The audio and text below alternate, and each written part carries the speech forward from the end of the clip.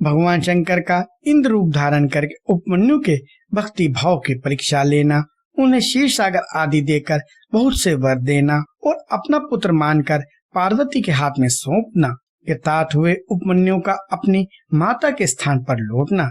तदंतर भगवान विष्णु के अनुरोध करने पर श्री शिवजी ने पहले इंद्र का रूप धारण करके उपमन्यु के पास जाने का विचार किया।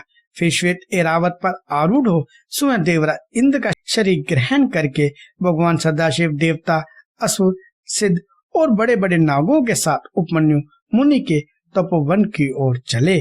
उस समय वह ऐरावत दाई सूंड में च्यवन लेकर शची सहित दिव्य रूप वाले देवराज इंद्र को हवा कर रहा था। बाई सूंड में श्वेत छत्र लेकर उन पर लगाए चल रहा था। इंद्र का रूप धारण किए उमा से भगवान सदाशिव उस श्वेत छत्र से उसी तरह सुशोभित हो रहे थे जैसे उदित हुए पूर्ण चंद्र मंडल से मंदराचल शोभामान होता है। इस तरह इंद्र के स्वरूप का आश्रय ले परमेश्वर शिव उपमन्यु के उस आश्रम पर अपने उस भक्त पर अनुग्रह करने के लिए जा पहुँचे। इंद्र रूपधारी परमेश्वर शिव को आया देख मुनियों में श्रेष्ठ उपमन्यु मुनि ने मस्तक झुकाकर प्रणाम किया और इस प्रकार कहा, महेश्वर जगन्नाथ भगवान देव शिरोमणि, आप स्वयं यहाँ पधारे, इससे मेरा यह आश्रम पवित्र हो गया। इंद्र रूपधारी शिव बोले, उत्तम व्रत का पालन करने वाले धूमे के बड़े भाई महामुनि उपमन्यु, मैं तुम्हारी इस तपस्या से बहुत संतुष्ट हूँ। तुम वर मांगो, मैं तुम्हें संपूर्ण अभिष्ट वस्तुएं प्रदान करूंगा। वायु देवता कहते हैं, उन इंद्र के ऐसा कहने पर उस समय मुनिवर उपमन्यु ने हाथ जोड़कर कहा, भगवान, मैं भगवान शिव की भक्ति मांगता हूँ। यह सुनकर इंद्र ने कहा, क्या तुम मुझे नहीं जानते? मैं समस्त देवताओं का पालक और तीनों लोकों का अधिपति इंद्र हूँ। सब देवता मुझे नमस्कार करते हैं। भ्रमशे मेरे भक्त हो जाओ, सदा मेरी ही पूजा करो, तुम्हारा कल्याण हो। मैं तुम्हें सब कुछ दूंगा। निर्गुण रूप को त्याग दो, उस निर्गुण रूप से तुम्हारा कौन सा कार्य सिद्ध होगा जो देवताओं की पंक्ति से बाहर होकर पिशाच भाव को प्राप्त हो गया है। वायु देवता कहते हैं, यह सुनकर पंचाक्षर मंत्र का जप करते हुए वे मुनि उपमन्यु इंद्र को अपने धर्म से विघ्न डालने के लिए आया हुआ जानकर बोले। उपमन्यु ने कहा, यद्यपि तुम भगवान शिव की निंदा में तत्पर हो, तथापि इस प्रसंग में परमात्मा महादेव जी की निर्गुणता बताकर तुमने स्वयं उनका संपूर्ण महत्व स्पष्ट रूप से कह दिया। तुम नहीं जानते कि भगवान रुद्र संपूर्ण देवेश्वरों के भी ईश्वर हैं, ब्रह्मा, विष्णु और महेश के भी जनक हैं तथा प्रकृति से परे हैं। ब्रह्मवादी लोग उन्हीं को सत, असत, व्यक्त, अव्यक्त तथा नित्य और अनेक कहते हैं। अतः मैं उन्हीं से वर मांगूंगा जो युक्तिवाद से परे तथा सांख्य और योग के साधभूत अद्वैत अर्थ का ज्ञान प्रदान करने वाले हैं। तत्वज्ञानी पुरुष उत्कृष्ट जानकर जिनकी उपासना करते हैं, उन भगवान शिव से ही मैं वर मांगूंगा। देवादम दूत के लिए जो मेरी इच्छा है वह यूं ही रह जाए, परंतु शिवास्त्र के द्वारा तुम्हारा वध करके मैं अपने इस शरीर को त्याग दूंगा। वायु देवता कहते हैं, ऐसा कहकर स्वयं मर जाने का निश्चय करके उपमन्यु दूत की भी इच्छा छोड़कर इंद्र का वध करने के लिए उदित हो गए। उस समय अघोर अस से अभिमित घोर भस्म को लेकर मुनि ने इंद्र के उद्देश्य से छोड़ दिया और बड़े जोर से सिंहनाद किया।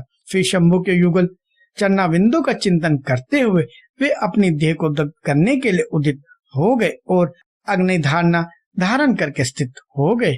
ब्राह्मण उपमन्यु जब इस प्रकार स्थित हुए, तब भगदेवता के नेत्र का नाश करने वाले भगवान शिव ने योगी उपमन्यु की उस धारणा को अपनी सौम्य दृष्टि से रोक दिया। उनके छोड़े हुए उस घोर अस्त्र को नंदीश्वर की आज्ञा से शिव वल्लभ नंदी ने बीच में ही पकड़ लिया। तत्पश्चात परमेश्वर भगवान शिव ने अपने बालेंदु शेखर स्वरूप को धारण कर लिया और ब्राह्मण उपमन्यु को उसे दिखाया। इतना ही नहीं, उस प्रभु ने उस मुनि को सहस्त्रों क्षीर सागर, सुधा सागर, दधि आदि के सागर, धृत के समुद्र, फल संबंधी रस के समुद्र तथा भक्ष्य भोज्य पदार्थों के समुद्र का दर्शन कराया और पांव का पहाड़ खड़ा करके दिखा दिया। इसी तरह देवी पार्वती के साथ महादेव जी महाविश्व पर आरूढ़ दिखाई दिए। वे अपने गण अध्यक्षों तथा त्रिशूल आदि दिव्य अस्त्रों से घिरे हुए थे। देवलोक में धुंधुमिया बजने लगी, आकाश में फूलों की वर्षा होने लगी तथा विष्णु, ब्रह्मा और इंद्र आदि देवताओं से दसों दिशा आच्छादित हो गई। उस समय उपमन्यु आनंद सागर की लहरों में घिरे हुए थे। वे भक्ति विनम्र चित्त से पृथ्वी पर दंड की भांति पड़ गए।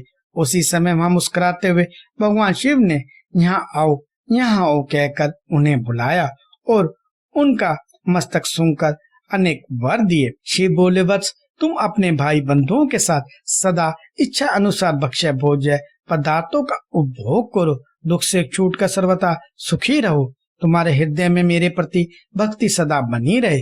महाभाग उपमन्यु, ये पार्वती देवी तुम्हारी माता है। आज मैंने तुम्हें अपना पुत्र बना लिया और तुम्हारे लिए क्षीर सागर प्रदान किया।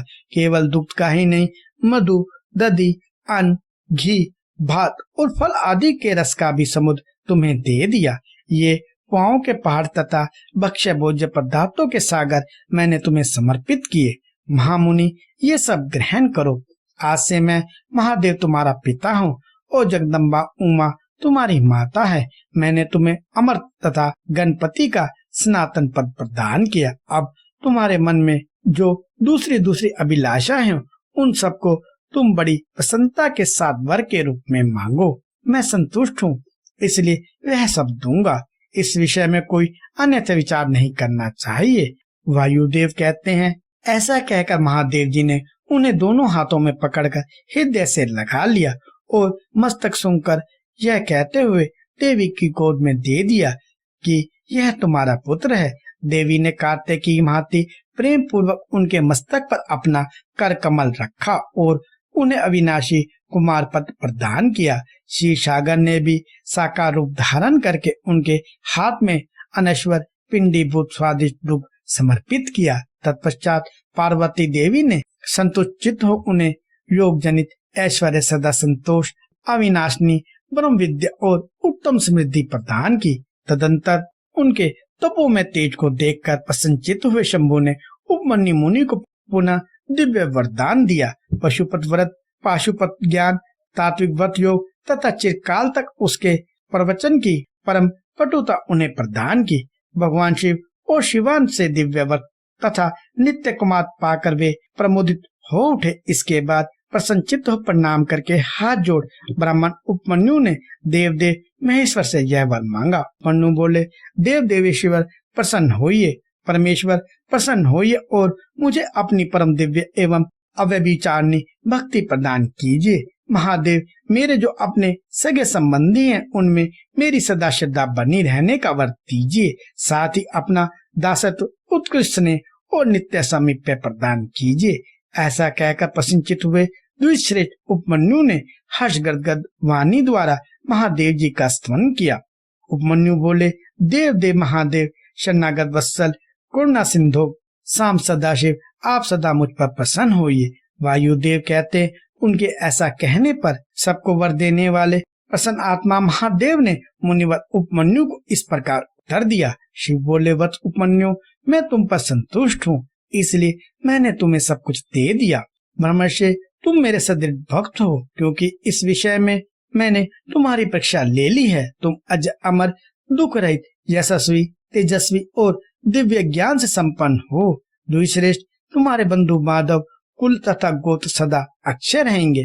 मेरे प्रति तुम्हारी भक्ति सदा बनी रहेगी। विप्रवर, मैं तुम्हारे आश्रम में नित्य निवास करूंगा। तुम मेरे पास सानंद विचरोगे। ऐसा कहकर उपमन्यु को अभिष्ट वर दे करोड़ों सूर्य के समान तेजस्वी भगवान महेश्वर वहीं अंतर्ध्यान हो गए।